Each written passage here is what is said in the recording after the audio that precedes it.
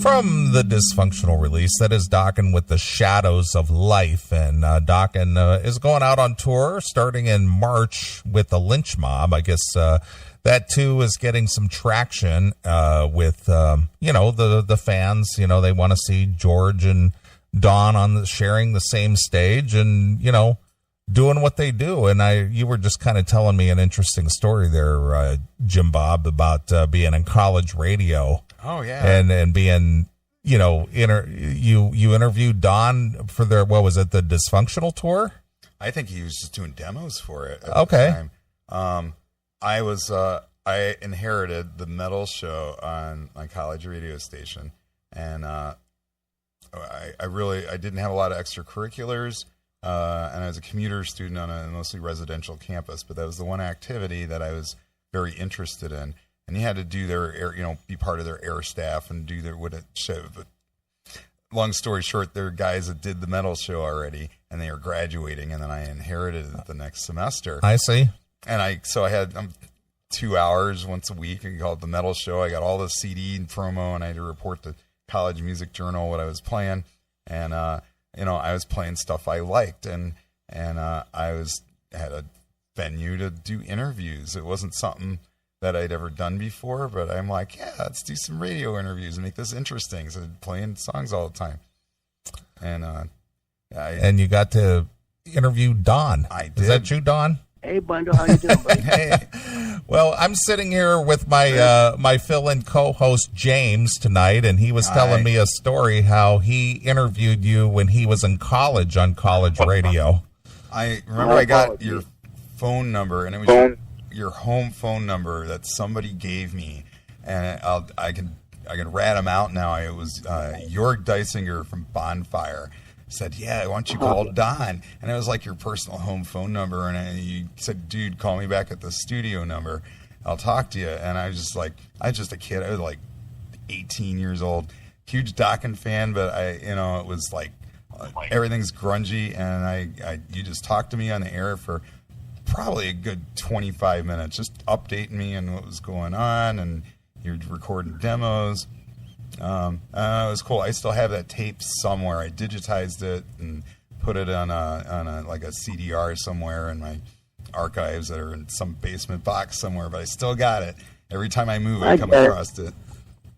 It's hard to shut me up once I start yelling. Well, Don, I saw you over the NAMM weekend, and saw you with get your award there at the Heavy Metal Hall of Fame induction ceremony, and obviously you're recovering from your surgery from back in November, and your rehab is going well, and you're doing well, and you're getting yourself in shape for the upcoming tour. Yeah, I mean, the first run is 3 in a row. I've never really liked to do 3 in a row, but I'm going to see if I can pull off 3 in a row. I usually do 2 on a day off, but we're going to do 3 in a row with the Lynch, and if I can make it through 3 in a row, then it's game on, and we'll do the whole tour. We're booked through October. Yeah, I think it was a little early when I did. I mean, I'm totally honored to get the award, but I'm not sure it was a good call for me to sing that night, because I was still to sing that night. I think between the weakness and too many Jack Daniels, I wasn't in good shape. But it was great. My kids were there and my chick, but it's it's like as they say, I'd say it's like 1% a day improvement. That's all I really can say. I mean, and like I posted earlier, I mean, my hand or my arms has nothing to do with my singing, I mean, I can go on stage and sing. I'm now become a lefty. I'm right-handed, man, and it's a learning curve when you have to do everything with your left hand, as far as eat and put your clothes on and drive the car with your left hand. It's a bit weird, but yeah, the right hand, and the arm honestly, truth be known, it's probably going to be a year, before it's back, but that's better than never. So I'm on the mend, And the problem is mostly is I'm lazy. I have to do physical therapy 3 days a week, occupational therapy twice a week. I gotta get on the bicycle 3 times a day and pedal my ass off in this stationary bike, build up my leg strength so I can stand on stage for 9 minutes. And I'm a lazy guy, so it's hard, Yep. But I'm doing it. I have no choice. I have no choice. So, and luckily I have such great people around me between the 8 million doctors and my family and everything, pushing me to, lift weights and get on the bike and walk the dogs and, and get out and do something, just to kind of build up my body strength. But I confess, I never imagined that when I committed to this crazy surgery with 13 screws and 2 plates in my neck and my spine, that there would be so much trauma, But a lot of people have reached out to me, which is really nice, that have had these surgeries and said, dude, I'm like Chris, Yeah. It takes time. You don't get out of the hospital and 2 months later you're like, okay, I'm all good. It doesn't work that way. Chris said it took him a couple of years. So it is what it is. And, but then I see stuff on the internet, it's like I'm on my deathbed and I'm like, no, actually I'm driving and hiking with the dogs and, I got my cane and, I'm out there and about. It's just a really, it was a bit of a shock, honestly, when I came out of surgery. And, who goes into surgery and wakes up and they're completely paralyzed? It's a bit of a shock. Yeah. Well, you're on the mend, and I did spend some time with you, a few weeks back, and we had dinner and we hung out at the wards, and you get around just fine. And, Yeah, you had to carry me on your back. I'm sorry about that. But, you had to push me in the little wheelie car. But the Worst Row was fun, and you saw me. I'm getting around. It's just that I can't play guitar, and that's my biggest sadness. That I've been playing guitar for my whole life, 50 years, and I can only think positive and hope that someday again I'll get to play guitar again. But I got John Levin, so who the fuck needs to play guitar? Exactly. So I'm just going to go out and tour and sing, and everything's good. I'm just every day I wake up and things are a little bit better. I can do this or I can do that, but it was pretty weird. I've always been an independent person, and when you can't open a bottle of water, or pull up your pants or put your socks on, it was a little weird. So, but every day, you get these little victories. Like the other day, I put my socks on. I was like, I put my socks on all by myself. This is fucking awesome. Look at this. I'm getting better. I put my socks on all by myself. It's kind of weird, but yeah, I'm on the mend, and we're booked till October. I mean, we got a lot of shows coming up, and Lynch reached out to me and says, how are things going? Are you going to be okay? And I said, I don't sing with my hand. I don't do mime. Yeah, you're not Helen Keller. Right. I don't have a hand puppet. So, I'll be able to, do the tour and everything like that. It's just, I can't play guitar. I own it. And I'm sure people will probably notice when I'm on stage. If they look at my hand, they'll be like, what the hell? It's all swollen and, kind of fucked up looking. And, but that's the way it goes, man. Could have been worse. Look, so many people this year. I was listening to Ozzy's interview about having Parkinson's and how he played New Year's Eve, his last show last year, and he did a face plant, and he walked off the stage and fractured a few vertebrae in his spine, and he had to have surgery. And when he woke up, he said his arm was paralyzed partially, his leg was partially paralyzed. And I go, I feel your pain, brother. I feel your pain. But and what's so beautiful about someone like Ozzy he's got all these problems, and he's got Parkinson's now, and he is damn determined to go back on tour and get back on stage, and I really give him a lot of kudos for that. His determination is like, I'm going back on the road. As Sharon said, he's got to go back on the road. He's driving me crazy. Well, the one thing that Ozzy, has over you is that you've never been a drug user. And, obviously Ozzy has had his bouts with drugs. I mean, obviously you've said it here on the show many times that your drug of choice is a Jack and Coke.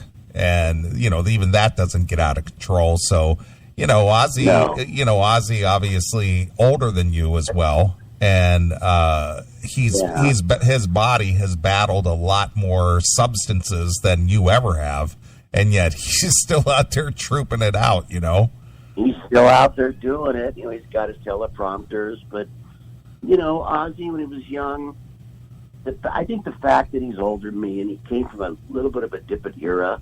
I mean, shit, I was in high school when I was listening to Sabbath, and that was during that time when it was just excess, drop acid, coke, drink, so you pass out and pee your pants. I mean, it was a different era, and he was from that era.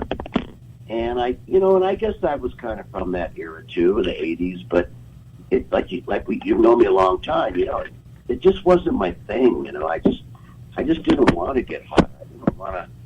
I just didn't want to get high, and I just didn't want to do it. And I've always, luckily, I call myself a functioning alcoholic, I have my Jack and Cokes, and when I feel a buzz, I stop, Yeah. I'm not really into, falling down, drunk and, going into the wrong room and saying, well, I'm it never, which a few of my band members of late have done. Chris was a drinker, McCarville. Yeah. And I so have respect for him. I guess I can tell this story. We played in England a couple of years ago, and he decided to stay at the venue and go watch other bands, and he got really hammered.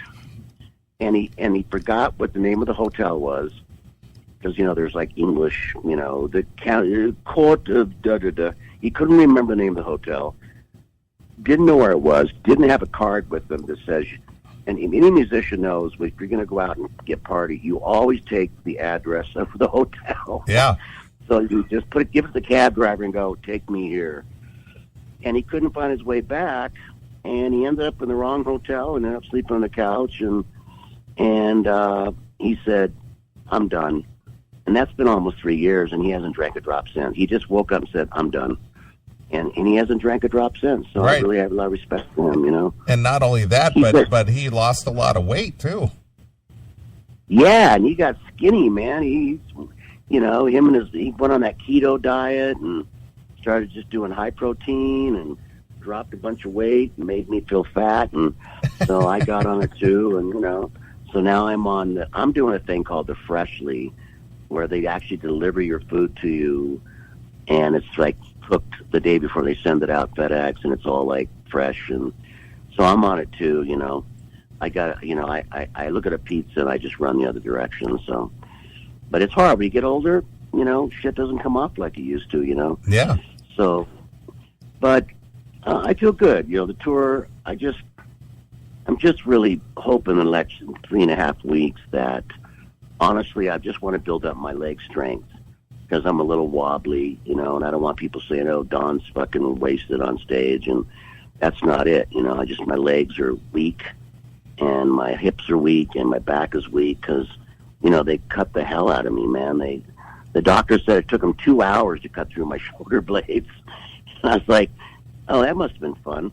So they really whacked me pretty good. So I just want to be able to go up there and entertain and sing well and not be stumbling around the stage. And you know what? I saw Dave Grohl did a whole tour in a chair.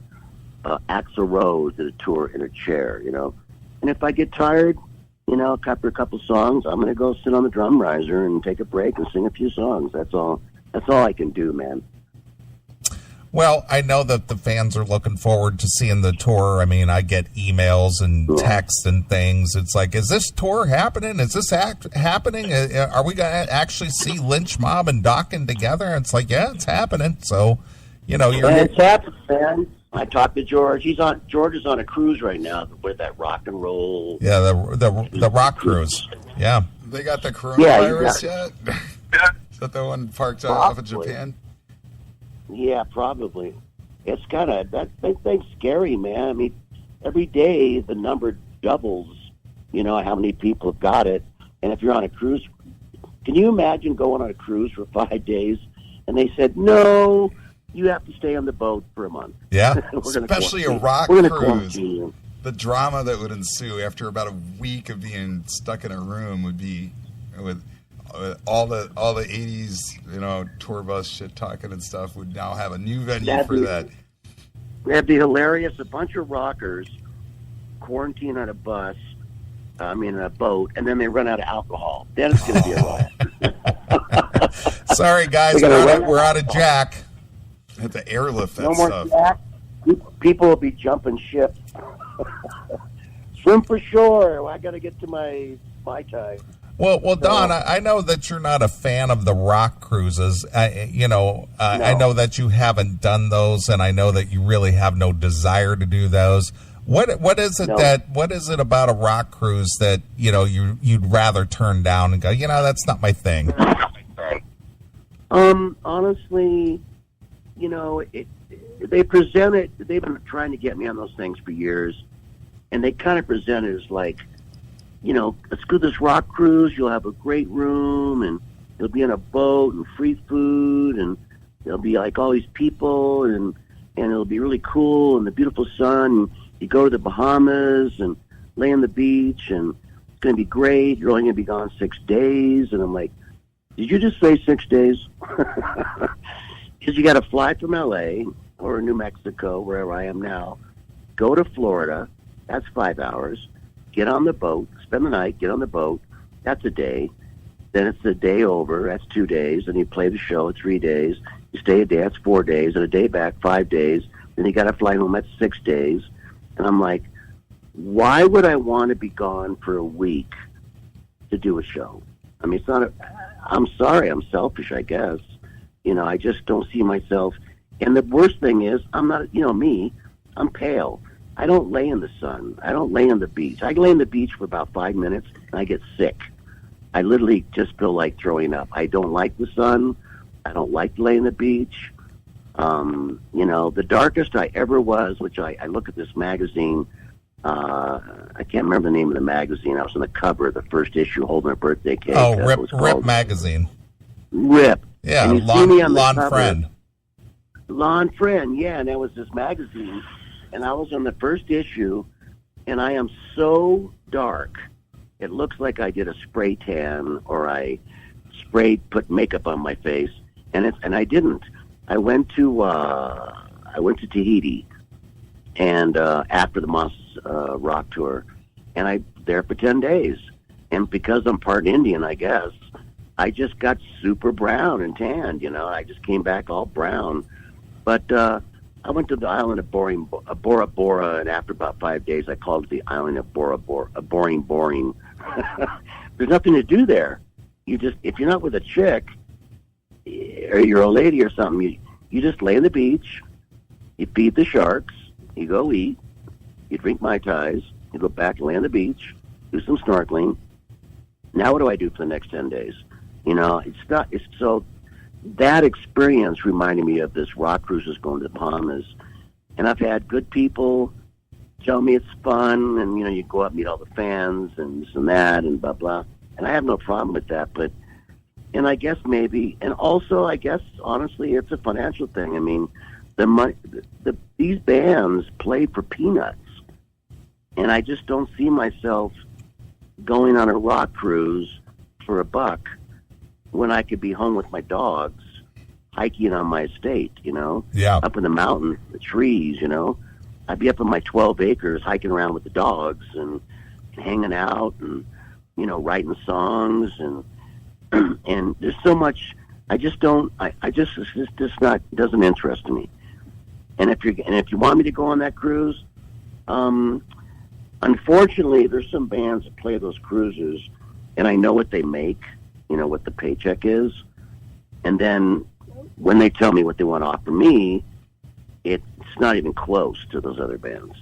So I find it a little bit insulting, and I just say no, Yep. So it's not just a money. I don't give a shit about money. I don't need money, but it's just a matter of respect. And if you're going to have Dokken on a cruise and make a boatload of money, I mean, then be respectful and pay us what we're worth, Right. But I just can't see myself on a boat. John went on a cruise last year with his family, and he's like, dude, don't ever put me on a boat again. He was trapped, John's not a boat guy, and Chris and BJ are like, yeah, even BJ's done it, and he says, yeah, it's good for about a day and a half, and then you're like, you just want to jump overboard. Right. So, no offense to the other bands. I hope they have a great time, and the promotion is you can bring your wife and your kids and your mom and your grandma, and it's going to be great, and we'll give you the rooms, and that's kind of the pitch, Well, unfortunately, my family's all passed away, so I only got my kids left, and they're not interested. Tyler's a pilot; he's flying all over the damn place, and Jessica's busy and with her shit, and I just don't. That's why I don't do the rock cruises. It just seems like it's not one concert. It's 6 days of madness. Yeah. And if I was a drinker, and if I want to get drunk every day and get shit-faced and hang out with the fans till they carry me back to my room, I might do it, but that's not the way I roll. So I'm just going to have to pass, Yeah. Nobody likes waking up and you peed yourself in the middle of the night. It just sucks, Yep.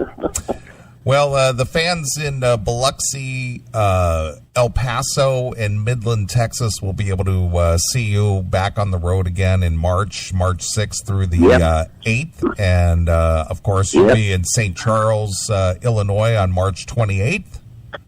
Yep. And, kicking off the tour early, the touring circuit early to March. So, we're it's trying. An interesting year.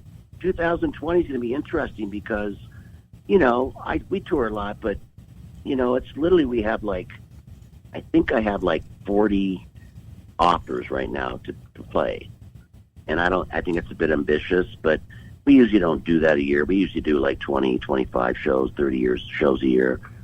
But then again, Jeff Pilson plays in Foreigner. He does 100 shows a year. How he does it, I don't know. I said, Jeff, how do you play 100 shows a year? And he had a hip replacement. And God bless him, he took off 2 months. He was right back on the road. So everybody's got their stamina and everybody's got their desires. But I guess at my age, I don't want to be disrespectful to any of the fans. I want to play for them. But there are other things in life that I want to do, except sit in an airport, run through TSA, And it's, it gets a little tedious. Just fly, get off the plane, go to the show, go to sound check. You've been out on the road with us. We're just going, do the show. Okay, guys, you got 4 hours of sleep. We got to get up at 6. We got to drive 2 hours of the band back to the airport, get on the plane, go to the next show. Okay, and you got 2 hours to go to sound check. And that goes on all month long, and you get worn down. And because of what happened with my surgery, I'm not going to sugarcoat it, I'm on the mend, and I've lost a lot of my, how do I put it? I've lost a lot of my body strength, so I'm just working and doing the best I can. And I think the best thing to do is to go on the road, and sing and play and walk around the stage and get myself together. So I'm hoping for the best, and I think everything kind of got blown out of proportion that I was, done for. And I'm like, well, like we said, I don't sing with my hands. So, I've already figured it out. Actually, I came up with a pretty cool invention. Since I can't hold a microphone in my hand, even my left hand's very weak. So I bought a glove, and I put like some Velcro on the inside of the glove, and I put some Velcro on the microphone so I can actually grab the microphone and it sticks to my hand so I can sing, and I can put it back on the mic stand. So let's hope that works out okay. Well, you got to be inventive, but I think you'll be fine. I saw you, like I said, about 3 weeks ago, and I had dinner with you, and you know, you were moving around just fine. And if you didn't even realize it, prior to the Hall of Fame Awards, we stood. Now, you didn't even sit down. You stood in that bar for 4 hours. I know, and that's your fault. I know, it is my fault. I took full responsibility for that, but my point is that you stood for 4 hours. You didn't even sit down the whole time. No, I didn't. I just, you know, just like, have a cocktail. We could have a cocktail. My regret, if I have any regrets about the whole thing, because my beautiful daughter Jessica was there, and Jennifer was there, and they were all decked to the 9 yards. And, you know, we had cocktails for 4 hours at the bar, but I didn't eat all day. So by the time I got to the awards and sat down at the table, all of a sudden I thought, you know, I'm feeling a little buzzed. And my daughter Jessica's going, Dad, are you okay? I go, yeah. She goes, you look like you're drunk. And I said, no, I'm headed there. and she got up and went and got me a big bowl of pasta and goes, right, eat this right now. So I ate the pasta and went up and did my award and got, you know, said my speech, and then she says, you're not going to play, are you? You're not going to sing, are you? And I went, Dad, you've only been out of the hospital 8 weeks. And I said, well, let's give it a shot. I'll see what happens. And I pulled it off, and, you know, so like you said, I stood at the bar for 4 hours, so I'm pretty sure I can pull off a 90-minute show. Yeah, sure. But no drinking on this tour, boy. We're doing a dry tour, so we've all agreed it's going to be a coffee tour. Because I can't drink. I just can't, you know. If I have one drink, then it completely affects me, and I feel weakness, and I feel unstable. So if you want to quit drinking, then go have spinal surgery. But it's going to be a dry tour for me. But it's been almost, when was the last time I was on tour? Like 8 months ago? Yeah, it was October. Wow. That's right. I did the last shows right before I went in the hospital. Yeah. And I just got back from L.A. finishing the last 4 songs on this crazy record we're doing. The record company wants it. It's unreleased tracks. 2 from 1977, 2 from 1979, 2 from 1980, and I think 2 from 1982 with George. I mean, it's all songs that were never, ever released. One person put it out, that Back on the Streets album, and that was just stolen demos of mine that some son of a bitch in Hamburg stole and made like $1 million off of this. So I took the record, remastered it, and found all these old songs from way, way, way back when I was like 24 years old, and fixed them up and cleaned them up and, you know, just found the masters and remixed them. So that's going to be coming out for this tour probably by June. I don't know what we're going to call it yet. So the fact is, I've been in the studio all week, you know, doing that. And Monday, I'm going to sing the vocals and finish it up and mix it. So spiritually, I feel good. And when I sing and I get to play guitar, or be with John and guide him through the guitar tracks and all that, I'm happy. You know, when I'm in the studio, I'm at my happiest. But it really sucks when I can't play guitar because my hand's paralyzed. You know, I have to hum everything to John. Which, you know, as a guitar player, if you hum it to him, it's a bit weird. Yeah. You know, I have to go D, D, D, D, G, G, G, A, pushing F minor 7th. And he's like, okay, give me a minute. But John's a quick study. But I said, dude, John and I have been together 20 years now, and he's so used to him and I playing guitar together, and I show him my ideas, and I show him my riffs, and he always takes it to the next level. But, yeah, it's frustrating when I can't pick up a guitar and play. It's a bit tough. So I just have to sing it to him. But John's a smart guy. So we got through it. We got the last 4 songs done. It's going to be 10 songs on the new album, a bonus track for Japan. I don't know what they're going to call the album. I'm going to warn people that, this is not like our typical high fidelity, Don's neurotic, anal, mixing for a month, like Broken Bones that took 9 months. We're just going to put these songs out there as a retrospective of my career. And the 2 of the songs on the record, I can't listen to them because when I hear them, I sound like Mickey Mouse. I mean, really do. I sound like Mickey Mouse. I think Michael Wagner punked me. I think he sped those songs up. Sped them up a little bit to get more juice out of them. Right. I'm like, dude, I had a high voice when I was in my 20s, but I never sang that high. And not high, just trebly and kind of Mickey Mouse-ish, I think Michael sped the tape up a little bit, but it's kind of funny to listen to, and I can't fix it. I have to leave it the way it is. I can't slow it down. But I think for the hardcore Dokken fans that like Dokken music, I think it'll be a cool record to buy to show the growth of Dokken from 1978, 79, 1980, 1981, 1982, and I think it'll be a cool record to buy. And when I know what the title's going to be, I'll let you guys know. All right. Sounds like a plan. I'm going to call it a mess. Well, maybe you ought to just call it. Maybe you ought to just call it something from the Dysfunctional release, from the beginning. Yeah, from the beginning, it's not. No, I'm going to call it. It's from the beginning. It's not my fault. Yeah, there you go.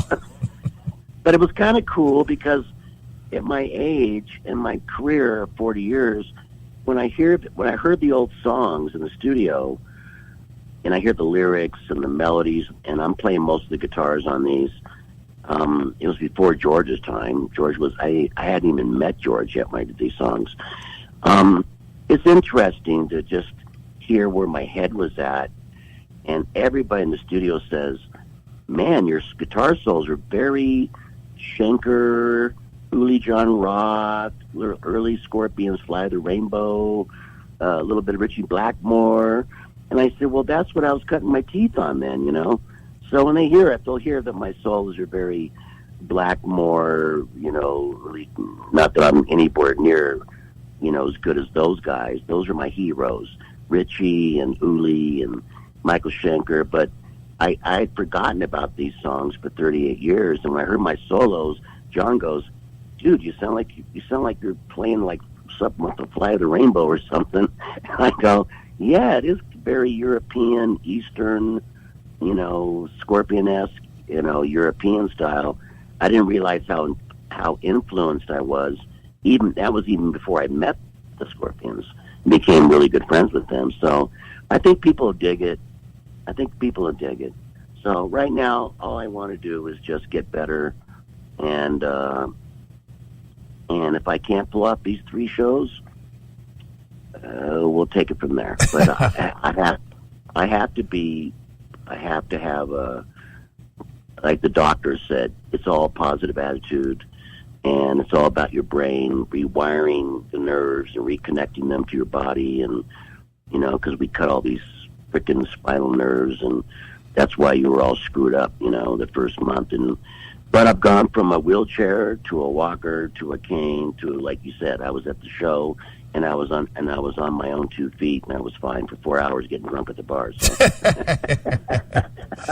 Well, I was always a big fan of Evel Knievel, and one of the things that he always talked about as far as doing his jumps and recovering from the accidents he may have had is always having a positive mental attitude. And I know you have that because I know you practice your Buddhist beliefs, and you're very spiritual in that way. So I think I know you're going to do well. Yeah, it's all a state of mind, and I'm actually very lucky that where I live on my mountaintop. Have you been to in the middle? My house is in the middle of nowhere, up in a mountain. Secluded and nobody around me, and just trees but right next to my property there's a Buddhist monastery, and they're open to the public, and I'm going to go over there and just try to focus spiritually and focus my mind and stay positive and try to negate the depression, because when you're injured and you're hurt, you do get depression, and it's frustrating. So I'm going to be hanging out there a lot and just try to fight it, but I think the best thing for me is get my ass out back on the road, and that'll be my happiness. That'll be my happy place. Absolutely. All right, buddy. I'm gonna let you get back to your show. All right. Well, I think a good way to end this, little discussion. Of course, Dysfunctional is my favorite disc, and I think a good song that kind of encapsulate this is "What Price." Boy, you ain't kidding. Yeah, and it's a good metal song. It's heavy. It's in your face. It's just a cool song. And, Mick and I wrote that together, so I give kudos to Mick. I haven't seen him in a while. I hope Mick's doing well. And what price? Yeah, what price for life? What price for love? What price for anything? What are we willing to pay to go forward? And that's what basically that song's about, Absolutely. All right, Don, I'll see you in a couple of weeks. Stay on that stay on that bike and those treadmills, and you'll be back to 100% in no time. Yep, I sit on the bike and I watch these really happy shows every day, like ID Channel. I just realized I watched this, like Snapped and Killer Couples. Why is it? I shouldn't probably even say it. It seems like it's always the women that want to kill their husbands for their insurance money, and I'm like, it just boggles my mind that somebody will. You've seen that show. These people will kill you for $1. Of course. Who the and I watch it, and I don't know why I watch it. I think it's because I'm thinking better them than me. No kidding. All right, buddy. Love you. Take care. And I'll see you in a few weeks. All right, Don. All right, here it is. It's Dokken from Dysfunctional, and this is What Price, exclusively here on your Classic Metal Show.